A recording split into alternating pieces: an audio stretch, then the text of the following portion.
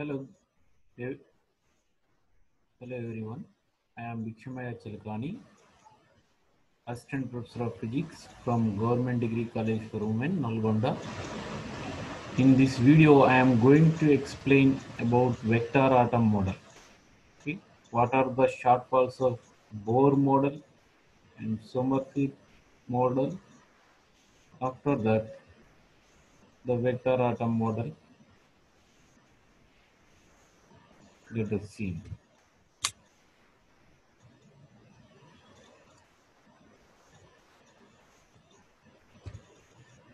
Shortfalls of Bohr and Sommerfeld models.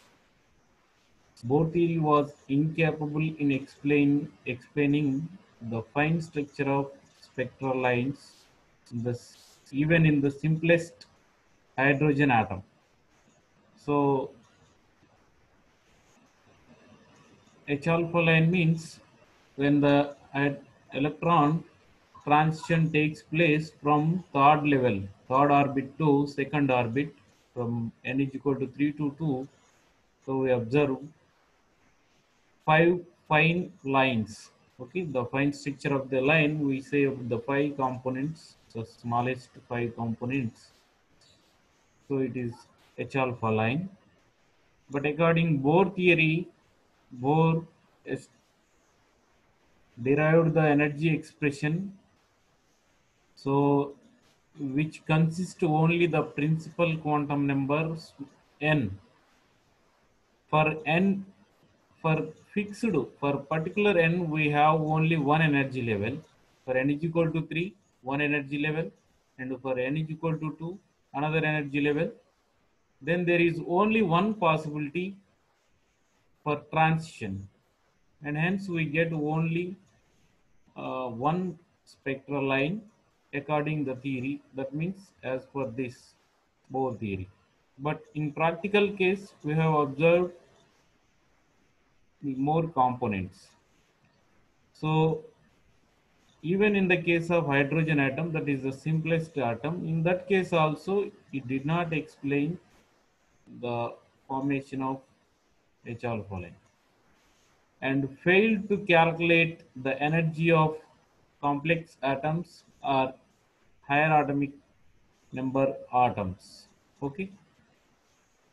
In Sommerfeld theory gave the background theory of splitting of spectral lines.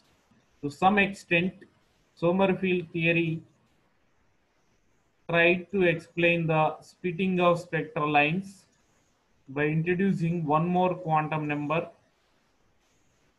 So anyway, that failed to explain or predict the correct number of fine structure lines in case of the transition from third level to second, from third orbit to second orbit. Okay, that is the drawback of Sommerfeld theory also, and both models do not explain the intensity of lines. So why some lines are more intensified and some are less intensified. Okay, and these models, two models, fail to explain the Zeeman and Stark effects. That means whenever the atoms are placed in electric and magnetic fields, even the spectral lines, so they split it into more number of lines. So if the atom is kept in magnetic field, the splitting of spectral lines is called Zeeman effect. And if the atom is kept in electric field, the splitting of spectral lines is called Stark effect. So you see next. According Bohr theory, the electrons revolve in circular orbits. So as long as they are revolving in circular orbits, so only the thing is, so anyway it covers the total 360 degrees. So the quantity parameter is radius only. That means, so since it is moving in circular orbits, okay, the radius is fixed. The radius is fixed, and the parameter is only theta. The variable coordinate is theta. So there is only one uh, degree of freedom for the electron. So the generalized coordinate is only one, that is theta. Corresponding to that, we get one quantum number. So that one is n, principal quantum number. So in Sommerfeld model, the electrons revolve around the nucleus in elliptical orbits rather than in circular orbits. Whenever the electron is revolving in elliptical orbit and the nucleus is at focus of the elliptical path, so the radius vector continuously changes in its path. Okay, the radius vector of electron continuously changes in its elliptical path. So when it is closer, the lesser distance; when it is farther, longer distances.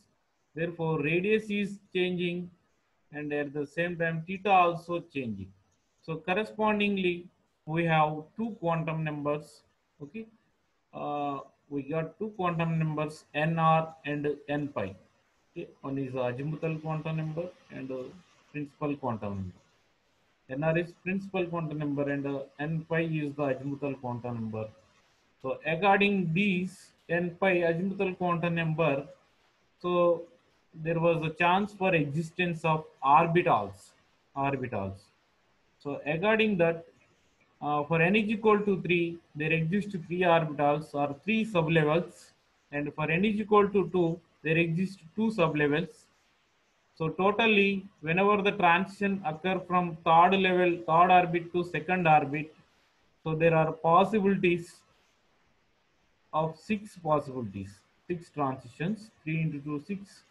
But by imposing the condition on azimuthal quantum number n phi or k, in some other books it is written as k, by imposing k is equal to plus or minus 1, we are getting only 3 lines or 3 transitions. Again, it was the number is not suitable with the number of lines observed in experiments. Okay, generally we should observe 5 lines. Okay, it is the shortfall. But here the motion is confined to plane and it is in elliptical orbit. So two coordinates are needed, and we are getting corresponding to quantum numbers. But in reality, the electrons revolves in 3D, in space. Okay, the electrons revolves around the nucleus, but in 3 dimension. So and hence we require 3 coordinates. So 3 coordinates. So they move in elliptical path only. So but they are in space 3D. We require 3 coordinates. So they, and hence correspondingly the third condition. So we need one more quantity or number. So that is third condition. The quantization of orientation of orbitals. Okay, it is the third condition. So orientations, that means according classical mechanics, all possible orientations exist for the electrons which are in revolving in orbitals, but the vector atom model is according quantum theory, according this. So the orbits are, the orientation of orbits is quantized. Okay, so this concept is called as space quantization. Space quantization. That means the orientation of the orbit is confined to a particular direction only. So not so in particular direction, but with respect to the field, so quantized directions. We can say not fixed direction. So the quantized direction. That means if it stays in this direction or suddenly flips to this direction, just like that. Space quantization. So this model also postulated the spin of electron. That means for electron, spin also exists. So in this, basically the two postulates are there in this model. the space quantization, that is called quantization of orientation of orbitals in the space, and the electron possesses spin. Okay, now we see, so it is somewhat difficult to understand the space quantization of orbitals or the quantization of orientation of orbitals. Okay, we see in one animation now. Here, here we are observing the electrons are moving. Sorry. So just here we are seeing it.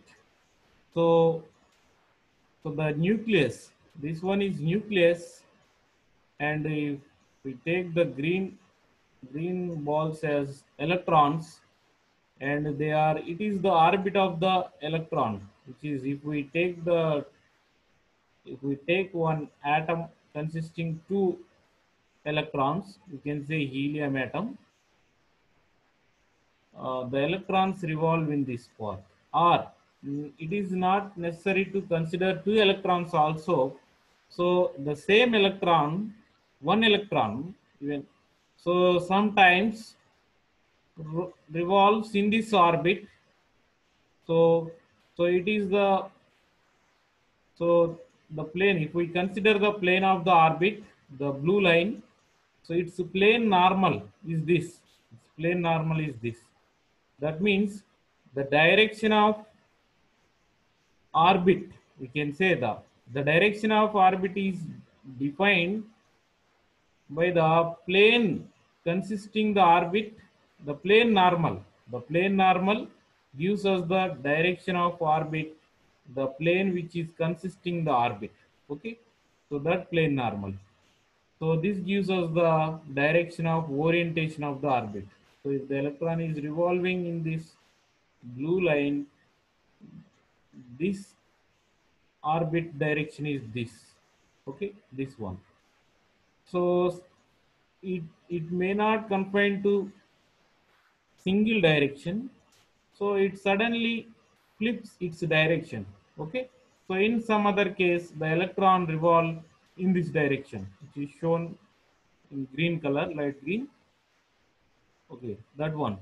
So in this way we can understand the space quantization of the electrons.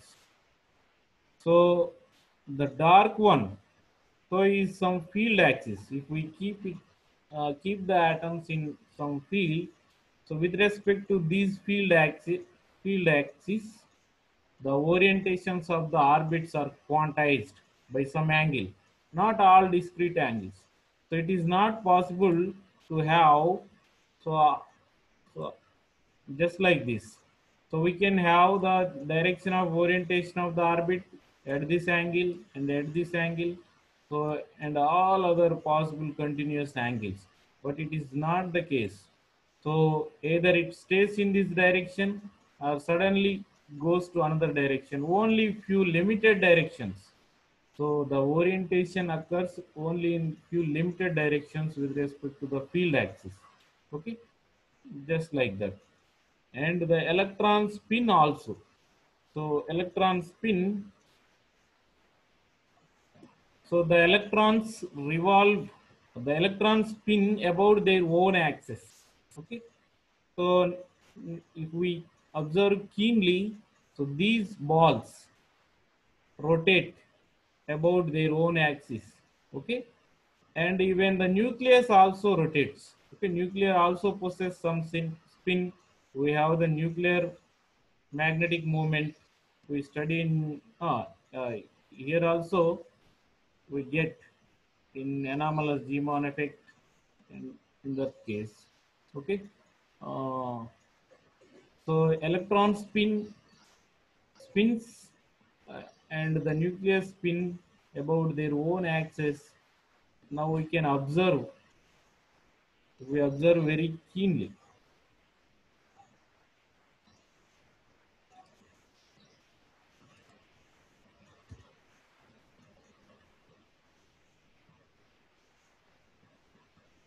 So they are spinning. Okay, just like that. Okay, they are spinning. So the nucleus possesses spin angular momentum and the magnetic moment also. Whenever the charged particle is moving, we it attains some magnetic moment. So the electron is spinning, it gets some magnetic moment, spin magnetic moment. Okay, this one. So these are the two postulates in vector atom model. With this, we have the other quantum numbers. So principal quantum number n and the azimuthal quantum number or orbital quantum number, next spin quantum number. So as there exists spin for electron, so spin quantum number is there, and the addition of angular moments of orbital angular momentum and spin angular momentum, we get the total angular momentum quantum number j. After that, whenever the atom is kept in some magnetic field, so we have magnetic orbital quantum number or and magnetic orbital angular momentum quantum number, magnetic spin angular momentum quantum number, and magnetic total angular momentum quantum number. Okay, in that way we have seven quantum numbers. So in this model we study in detail later. Here I am stopping. Thank you very much for watching.